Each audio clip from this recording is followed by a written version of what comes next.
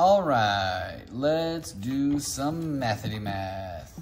As always, I have my pencil and my eraser, because remember, sometimes we make mistakes, and it's just our job to try and fix them and learn from them. So here we go.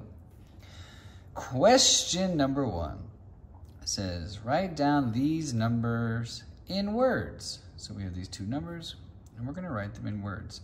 So one way we can look at these is we can try to break them down into their pieces, or like their families.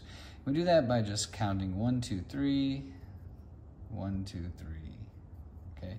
And those commas help us break it down. So this area goes from the ones, tens, and hundreds, right? So that's the 100 family.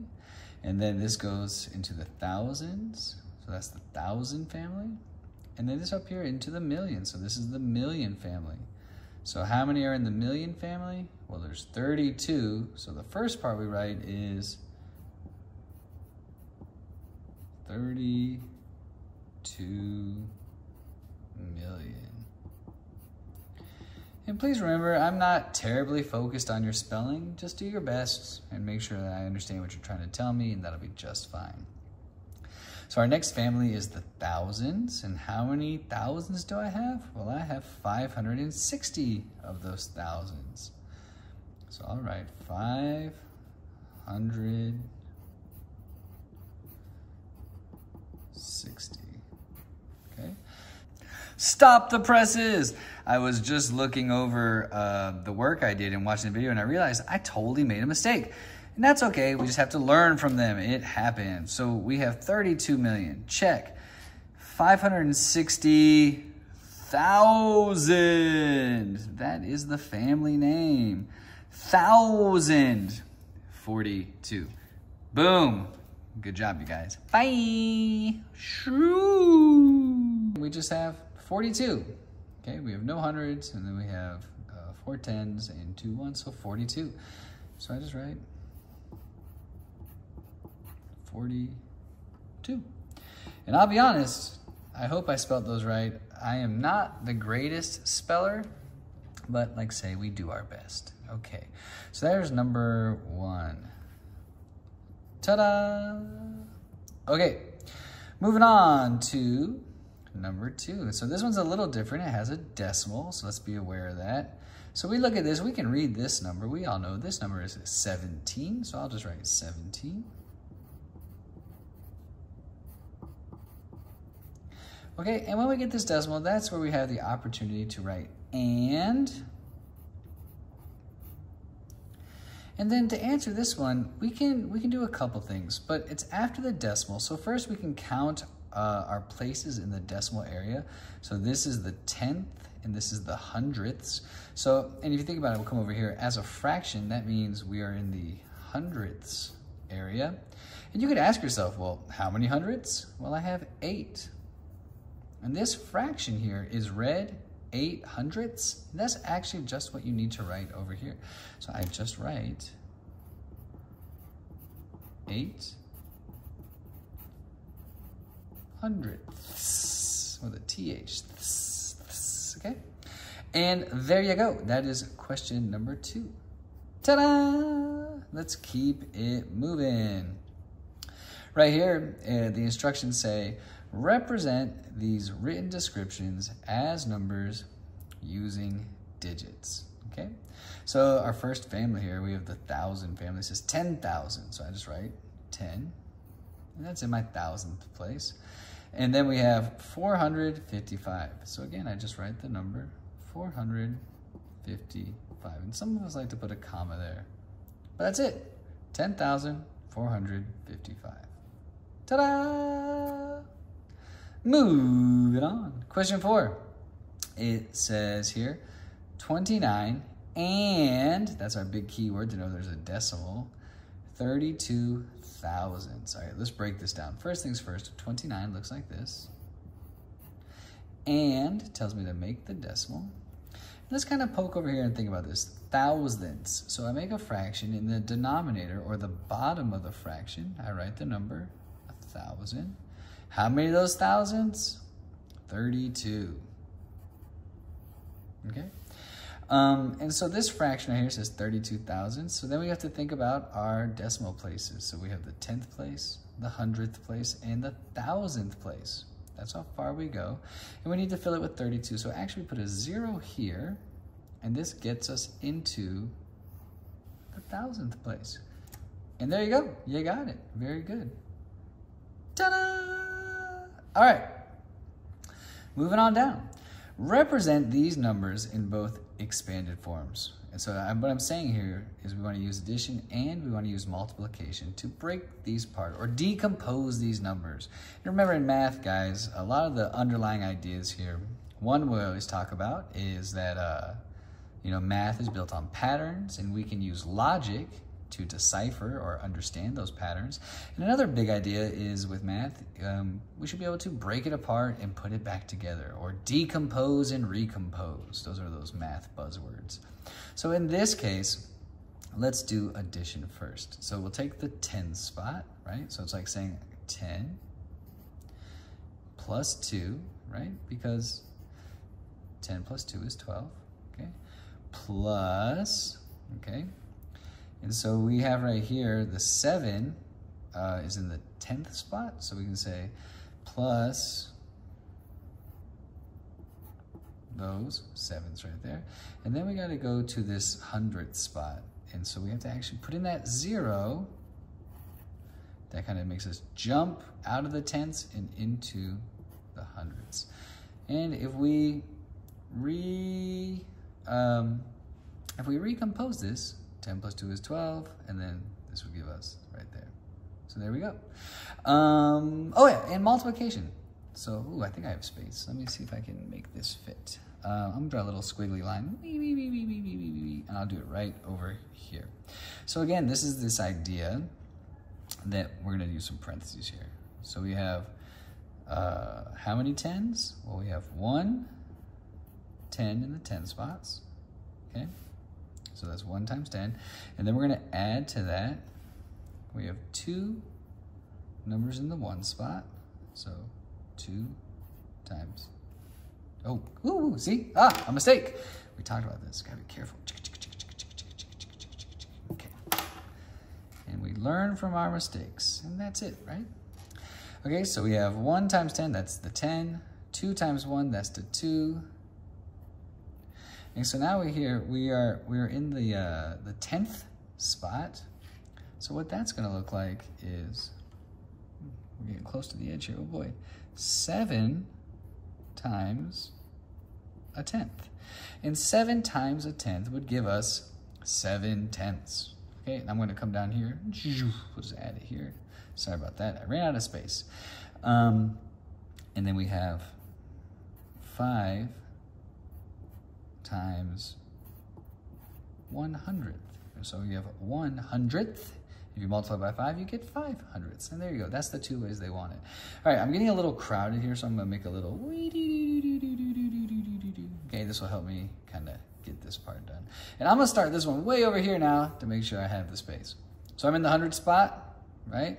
So I have 200, right? Plus, no 10s, so a 3. Plus, and here we go, we just have 6 tenths. And if we put those all together, we'd be right there. And if we do multiplication, we have 2 times 100, that's the 100 spot, plus, there's no 10s, 3 times 1, plus 6 times a 10th, right? And if you put those all together and kind of tell the story, it kind of helps you make sense of this, right? If I have 100 and I times it by 2, then I would have 2 hundreds. If I have 1, but I times it by 3, I'd have 3 ones. If I had a 10th and I times it by 6, I would have 6 tenths. Yep. All right, and here we go. It says, write down the given number from its expanded form. So this was us decomposing it or breaking apart. Now we're gonna recompose it or stick it back together, no problem. So we have 500, we have 10, and we have 8. So these are like our whole numbers. Well, 10 plus 8 is 18, and 500 plus 18 is 518. Now we're going to decimals, so and look, the 10th spot is empty. So shoop, okay? And then we have a 2, and then this one comes over here, right? And we would read that 21 thousandths. So 2 and 1, 21 thousandths. Alrighty, moving to the next one, same idea. We have 10,000 times 3, so that would give me 30,000. I don't have anything here. Actually, it's just going to be 30 because we went straight to the hundreds. 600. We have a 2 times 10 is 20. And, oh, that's it. We go straight down. Okay, so this 20 is going to be like that. So to recap that, that was 30,620 right there. And then the decimal, we have 7 times a hundredth, which would give us 7 hundredths. All right, let's go to the next page. Here we go, the next page. So it says, is this number divisible by 3? And explain your reasoning. And this is just focusing on our divisibility rules. So the divisibility rule for 3 that we use is if we sum up all the digits, is the sum of that number divisible by 3?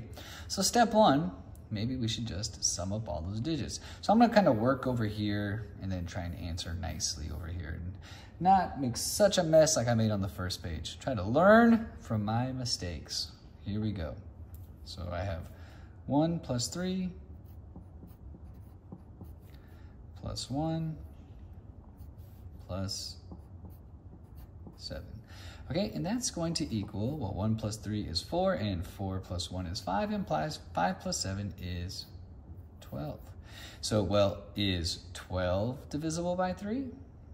And if the answer is yes, then this is divisible by 3. What a great trick. And we know 12 is divisible by 3, but I can prove it. I guess this isn't really proving it, but this will just show you what it looks like. You can ask yourself, well, how many times does 3 go into 12? 3, 6, 9, 12. So it goes in 4 times. 4 times 3 is 12. And you see a 0. Nothing left, so we're good. So over here, I'll write my answer. And I would just say, yes. And explain your reasoning and say, when I added all the digits, the sum was divisible by 3. There you go. And I guess you don't have to put the exclamation point. You don't have to be super enthusiastic about it. You can use a period, that's fine. But I'm pumped, so here we go. Next one, it says, is this number divisible by 8? And explain your reasoning. Well, the divisibility rule that we learned for 8 was if you take the 3 numbers at the end of the number, if that value is divisible by 8, then your whole number is divisible by 8. So I'm going to do my work over here again. So what I'll say is I have 512. Right? And I'm going to see, does 8 go into 512, right? 6. 8 times 6 is 48. 51 minus 48 is 3. You bring down your 2. And 8 goes into 32 4 times. Hey, so it went in nice and easy. Because 8 times 4 is 32, and you subtract it, and there's nothing left. So it did work. It worked out great. Okay, so you could just say, yes. And maybe if you didn't like writing it out all this way, we could try to think of a different way for you to give your answer to show me you know. So you could write maybe because 512 is divisible by 8. That might be a good way for me to understand that you did some work. You can say, I know 4,512 is divisible 2. Right? And then that will help me know that you understand the rule and you know how to use it. All right, here we go. It says expand each value and then evaluate each number. So if we're going to expand this value, it's just saying, I'm just asking you to show me, do you understand what exponents do? So this is saying take 8 and multiply it by itself 3 times. So that's like saying 8 times 8 times 8. Okay, that's the expanded part. You did it, you expanded it. Good job. So now when I say evaluate, well, I want to know what that equals. Well, I know 8 times 8 is 64. And I just need to multiply that by one more 8. So 8 times 4 is 32, and I'll bring that 3 up, okay? And as we already talked about earlier, 8 times 6 is 48, right? Plus 3 would be 51. And so we get the value of 512. Ta-da! I'm gonna draw a little line. Okay, so now we can go to the next part. Expanding 12 squared says, well, just do 12 times 12. Okay, and I actually know this math fact. I know 12 times 12 is 144, but if you don't have that memorized, you could do it like this. 12 times 12. 2 times 2 is 4. 2 times 1 is 2. Take my place value, and then 1 times 2, and 1 times 1, and I get 144. There we go. Looking good, doing great. Let's keep it moving. Oh gosh, I came down into my space. Let's see here. Okay, that might make it a little clearer for everybody. Okay, so expand it. This is like saying 2 times 2 times 2 times 2. And these ones I can usually do just kind of saying them out loud. 2 times 2 is 4. 4 times 2 is 8. 8 times 2 is 16. Yahoo! And we are all there. Okay, the factors of 256. This one we're looking for, what are all the factors of 256? Well, these are the pairs of numbers that when multiplied together would give us the value of 256. Okay, I didn't really like my first explanation, and full disclosure, this is like my 5th try at this. I'm trying to make it quick and concise, but I just feel like I'm rattling on too much. So I'm gonna do this one more time, and I'm gonna nail it. So we're looking at 256, and we're looking at the factor pairs. And the factor pairs are just two numbers that multiply to equal 256. So for instance, we always start with 1 and the actual number. And the logic here is that 1 times 256 is 256. And every time the answer should be 256, and we know we're in business. So this is where we want to first lean on our divisibility rules. For instance, it has a 6, so we know that's even. So I know 2 will work.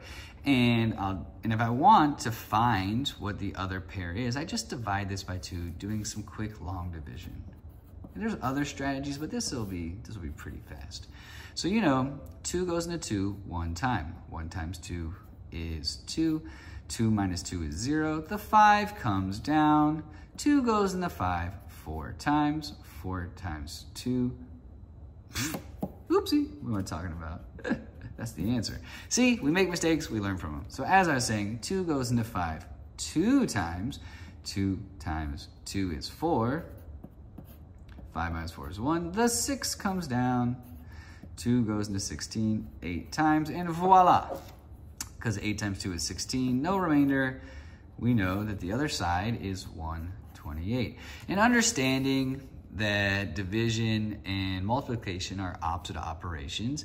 If 256 divided by 2 is 128, then 2 times 128 is, ta-da, 256. And we'll keep it going. We'll check the number 3. Number 3 is if we add them up and they all become a number that divides by 3. If the sum is divisible by 3, the number is divisible by 3. So 6 plus 5 is 11. 11 plus 2 is 13. 13 is not divisible by 3, so 3 is not a factor. Next, we check 4. Checking 4, the division rule says if the last two numbers are divisible by 4, then the whole number is divisible by 4. So I'm going to check the number 56. And I'll check that right here real fast. 56 divided by 4. 4 goes into 5 one time. 1 times 4 is 4. 5 minus 4 is 1. The 6 comes down. 4 goes into 16 4 times. 4 times 4 is 16. Ta-da! We are in business. So we know 4 does work. It really, really does work. And something kind of interesting here to think about these if they're kind of growing proportionally, right?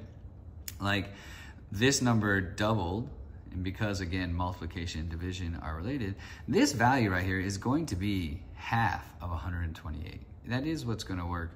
And we can prove that. But again, if you want to get that factor pair all sorted out and you want to make just extra sure, then we can find the other half by just saying 256 divided by 4. And I'm going to use 25 here. So 4 goes into 25 6 times. 6 times 4 is 24. Bring down the 6. 4 goes into 16 4 times. And yay, it's 64. Now I put that right here. And see, this one doubled, so that one halved. And actually that happened up here too. It's a great math pattern, if you notice. You see, if we double the 1, it becomes 2. And if we double on this side, then we half on that side. And that's a pattern you're gonna see developing. Remember, math is built on patterns. Quick justification here. 4 times 64 is, 4 times 64 is 256. And we are in business. Okay, checking 5. 5 doesn't work because this does not end in a 5 or a 0. The division rule for 6. 6 only works if you have a 2 and a 3. So 3 didn't work, so 2, that one is out. 7 is the wild card that we just kind of have to check. So real fast, I'll just check 7. 7 goes into 25 3 times. 3 times 7 is 21. 25 minus 21 is 4. The 6 comes down. And I know that 7 times 6 is 42. But then, okay, I'll finish it out. And then I have a decimal. So we know 7 is not a winner. So 7 is out. If we're going to check 8, the way that 8 works is, the rule for 8 we said is if the last 3 numbers are divisible by 8, the whole thing is divisible by 8. So we only have 3 numbers here. So we're just going to have to divide it by 8 and quickly check it. But if you think about it, again, kind of using that pattern we looked at, I feel pretty confident 8 will work. Because if we look at this, I have these even numbers continuing on, and even numbers continuing on imply that there's something happening with it too. And if you think about this, it's kind of interesting. There's an even number left here, and we used a 2. There's an even number here, so that means there's a 2 hiding somewhere, and well, 2 times 2 is 4. Even number again, which means there's a 2 hiding somewhere. Well, 2 times 4 is 8. So I feel pretty confident 8 will be here because it does kind of follow that pattern. And that pattern is going to come in handy. But just to check, we'll just do real fast. 256 divided by 8. 8 goes into 25 3 times. 3 times 8 is 24. And you've got a 1. Bring down the 6. 8 goes 6. 16 2 times. 2 times 8 is 16. And there's no remainders. Woohoo! We know 32 is good. So coming up here, we have 8 and 32. And so I want you to think about what do you think the next number will be. It's a really interesting thought here. Again, it's even, which means there's a 2 hiding somewhere. And every other time there was a 2 hiding somewhere, if you notice, these ones just doubled. So if that pattern worked, I could test 16. I could test the 16 and see what would come in there, right? So if I tested 16, just to kind of jump and see what would happen, okay, let me just check 16 right here. Well, 16 goes into 25 one time. 1 times 16 is 16. I bring down the 9, and I have 6. So then you might ask yourself the question, well, how many times does 16 go into 96? Now we have to kind of be clever here to kind of figure out how to test this efficiently. And one thing you could think about is, well, 16 times something would give us 96. That's a good way of going into it. Well, what can I multiply a 6 by that would end in a 6? So I could multiply by something that ends in a 1, so I could check 11. Or I could multiply something that ends in a 6. So I could check numbers that end in 1 or numbers that end in 6. So if I check, obviously, 16 times 1, well, that didn't work. I just got back to 16. I could check 16 times 11. So 1 times 6 is 6, and 1 times 1 is 1. 1 times 6, and 1 times 1. And I get a 6, a 7. I got 176. Well, that was way too big because I'm just trying to check this 96. Well, what's another number that I can multiply 6 by to get it to end in a 6? Well, that would be a 6 because 6 times 6 is 36. So if I check 16 times 6, we just said this, 6 times 6 is 36. And then we get 96. So we know it is 6. And look at that. 16 goes into 256 16 times. So we actually know that, oop, I missed one here. Let me just finish my work here. So now we know, and I'll leave a little space just in case I missed one. 16 times 16 is 256. So that means the only other possible answers on this left side would be, we have to check 11, 12, 13, 14, and 15. But that shouldn't be that bad. If you wanted to check those quickly, you know, you can just do a quick round of fast division. You'll know pretty quick what's happening with this 256. So just real quick, and this is a fast exercise, right? If I checked 11, it goes in 2 times, and then it goes down to 36. Well, 11 times 3 is 33, so 11 doesn't work. If I checked 12,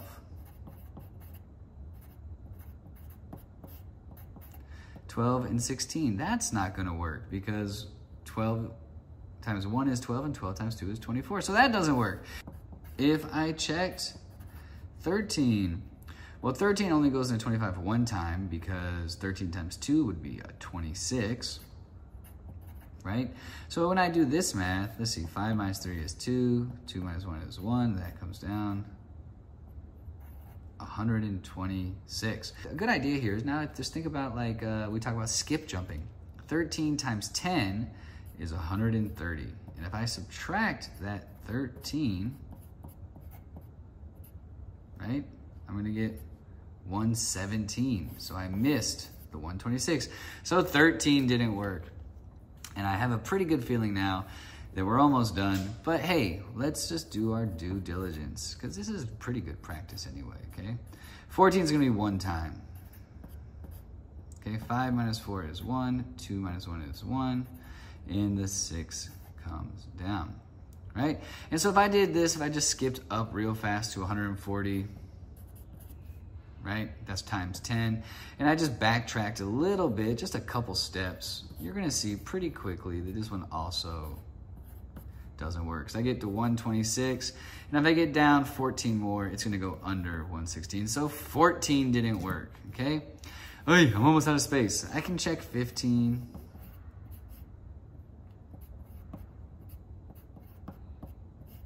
And 25 minus 15 is 10, 106. When we look, and when we multiply by 15s, it follows a very similar pattern to 5s. You know, it goes 15, 30, 45, 60, 50, 50. This ends in a 6. So we know that's not going to work either, okay? So anywho, that brings us all the way back here that the last pair is 16 and 16. And you are in business. These are your factor pairs. Woo! That was a long explanation. Okay, so here we go. So this is a great one. We're talking about evaluating roots, okay? So here you can see it has the square root of 121, that little 2. And one way we like to think about this is saying, well, that means there's 2 baskets. And those baskets are multiplying. And whatever is equal to this times that will be 121. And so whatever's in these baskets will be our answer. So this is a great time to remember those perfect squares we practiced in class, because that's how we know that 11 times 11 is 121. And that's why we practiced those perfect squares. But if you weren't sure and you knew it had to be something times itself, you could do some tests. So start with 10. 10 times 10 is 100. Well, that was too low. So then let's say you said, oh, 12 times 12 is 144. Well, that's too high. So you can use that way to work your way down. But long story short, 11 times 11 is 121. Therefore, the answer is 11. Woohoo! Now looking at this one, same idea. Now there's nothing here. Oh no! Well, that just means there's a 2. So we don't always write the 2, but if it's not there, that's what it means. So 2 baskets that equal 64. Well, what times what is 64? 8 times 8 is 64. And so your answer is 8. Ooh, tricky one here. 3 baskets. So 1, 2, 3. We have 3 baskets. What times what is 27. So we can, again, just do a test. We can start with 1. 1 times 1 times 1 is 1. Well, that didn't work. Let's try 2. 2 times 2 is 4. 4 times 2 is 8. Too low. Let's try 3. 3 times 3 is 9. 9 times 3 is 27. Hey, we did it. So 3's go in the baskets. They're all exactly the same. That is the rule of roots. And so the answer is 3. Ha-ha! Okay, awesome question. What are all the prime factors of 256? This is saying what prime numbers, and all multiplied together will get us 256. And lucky us, we just did all that work with 256. So if I just bring back this little sheet here, I can see some real good helping points. For instance, I know that 2 and 128 is where I can start. So I'll take 256, right?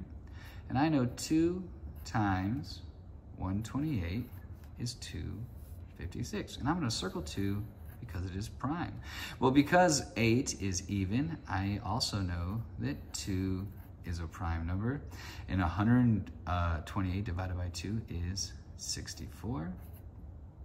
Not prime, so I'm not going to circle it. And I do think it's really kind of cool for you guys to kind of see that connection between prime numbers and factors and how they all kind of multiply and build together and follow that pattern. So we have 64. 64 is even, so I know it's going to divide by 2. Half of 64 is 32. Look at that, it's still even, so I know it's going to be a 2, and half of 32 is 16. Oh, it's still even. I ran out of space a little bit again, but I'll just come up here. So it's going to be 2 and 8. 8 is still even, so it's going to be 2 and 4. 4 is still even, so now we get to 2 and 2. So the prime factors of 256 are 2, 2, 2, 2, 2, 2, 2, and 2. And to prove that real fast, just because I'm in a mood to be silly, we could also do some quick math. 2 times 2 is 4.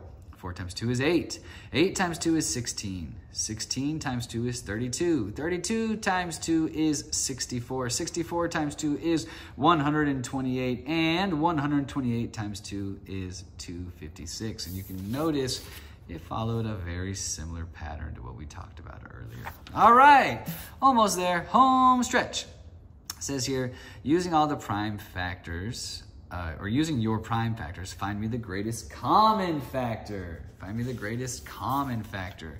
So I think the best way to do this is I'll do over here, I'll do my prime factors of 35. And this is a nice one because it's just gonna be 5 times 7. And they're both prime. Woohoo! Over here, 42 will have a couple more, but it's even, so I'm gonna use a 2. Half of 42 is 21. And I know that 3 times 7 is 21, and there we go. Those are the prime factors because 5 times 7 is 35, 2 times 3 is 6, and 6 times 7 is 42. Those are the prime factors. And a nice way to do this if you're looking for your greatest common factor is you can list out your two numbers. I have 35 and I have 42. So I'm gonna start with this one because it's lower. I have a 2, I have a 3, and I have a 7. And up here for 35, I had a 5 and I had a 7. Well, You can see where they connect. They are common. So that is your answer, just 7. Now remember, if you had more matches, more numbers matching, they would come down here and you would multiply them. But in this case, it was just 7, so it's just gonna be 7. Last question of the little practice quiz you guys did for me. Here we go. The last question, it says, using prime factors, find the lowest common multiple. Find me the lowest common multiple. Okay, so I'll do it. I'll start up here. I'll start with 6 and 6. Now those are not prime, but they will lead me to some nice primes. 2 and 3, 2 and 3. Great, those are my prime factors for 36. And 54, I can say 6 times 9, and those are not prime, but 2 and 3 are, and 3 and 3 are. Okay, so the way this one works, to find their lowest common multiple, you look at the prime factors and you pick the one that is represented or shown the most. So I have 2, 3, 2, 3. So I'll start with 2. I have 1, 2 2s. Over here, oh, I only have 1 2. So I'm gonna use 2 2s. So 2 times 2. Okay, over here I have 2 3s, but over here I have 3 3s. So I'm gonna use the 3 3s. So 3, 3, and 3. And because I've used all my prime factors that were represented the most, this will create my lowest common multiple. So we can do some grouping here. So 2 times 2 is 4.